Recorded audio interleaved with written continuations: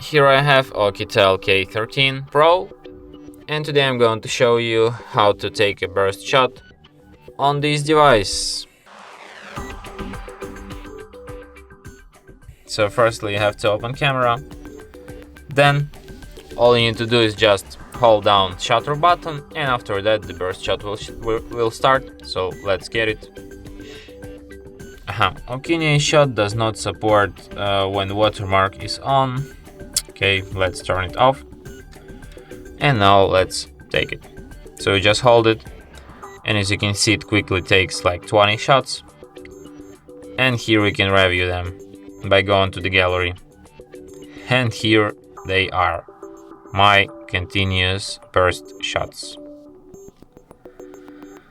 So yeah, something like that. And that's it.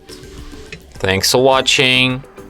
If you find this tutorial useful, don't forget to hit that like button and subscribe to our channel.